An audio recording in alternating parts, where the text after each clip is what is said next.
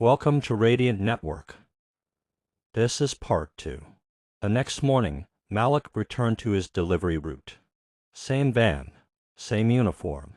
Because for Malik, wealth was never about showing off. It was about knowing his worth, even when the world refused to see it. Rain pattered against the windshield of Malik Johnson's 2008 Ford Econoline as he double-checked the delivery manifest.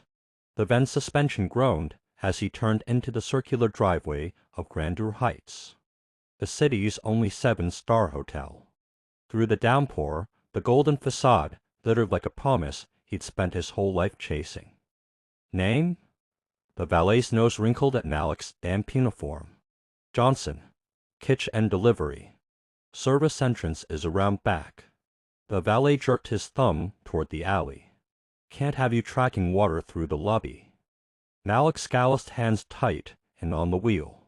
He'd heard variations of this speech for 15 years. Yes, sir. As he unloaded crates of organic heirloom tomatoes and white truffles worth more than his van. Malik allowed himself a private smile. The snobby valet had no idea these luxury ingredients were being delivered to Malik's own hotel. Just wait until Friday, his father James pleaded into the phone. The janitor's work boots sat by the door, their soles worn thin from 12-hour shifts. Malik's mother Lena caught him listening. She smoothed his cornrows with work-rough fingers. Ain't nothing for you to worry about, baby. Close those eyes. But Malik kept watching as she counted food stamps at the kitchen table. Her back curved like a question mark under the flickering fluorescent light. At 14, Malik discovered the magic of buy low, sell high.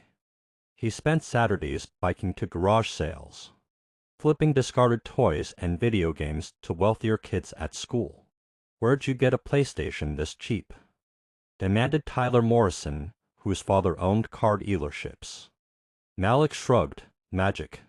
The light tasted sweet when Tyler handed over 124A console Malik had bought for 124A console Malik had bought for 40. That night, he presented his earnings to his gasping mother. Malik Johnson, you steal this. No, ma'am, just smarter than they are. His father's proud grin warmed him more than the money. The hospital smell antiseptic, and despair burned Malik's nose as doctors explained his father's kidney failure. At 18, he dropped out of community college to work full-time. You throwing away your future, his mother wept. Malik kissed her forehead. Future ain't going nowhere. He took 2 job days stocking shelves at Food Mart, nights unloading produce trucks. Between shifts, he studied dogwood business books from the library. The Wealth of Nations, Rich Dad, Poor Dad. The pages smelled like hope. The laundromat's broken sign buzzed like an angry hornet. Malik wiped grease from his hands after fixing the 3rd washer that week. At 26, he owned 6 machines and a mountain of debt. Old Mr. Jenkins shuffled in with his weekly load. Heard you staying open nights now? Yes, sir. 3rd shift nurses need clean scrubs. Malik's 24-hour wash sign became a beacon for night workers. By year's end, he bought the struggling laundromat next door.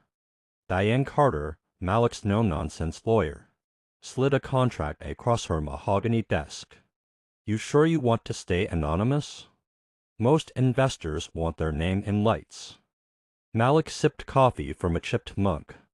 Lights attract moths. He just purchased 30% of Boulangerie du Soleil through a shell company, the same bakery where the manager always made him enter through the alley. The boardroom's glass walls showcased the skyline. Diane adjusted her glasses. Final offer $187 million. They think they're selling to a European conglomerate. Malik studied the Grandeur Heights financials. Tell them $175 mil. They're desperate. If you like this inspirational life story, do well to subscribe. Like and share for others to be inspired as well. Thank you. Watch for the next and last episode.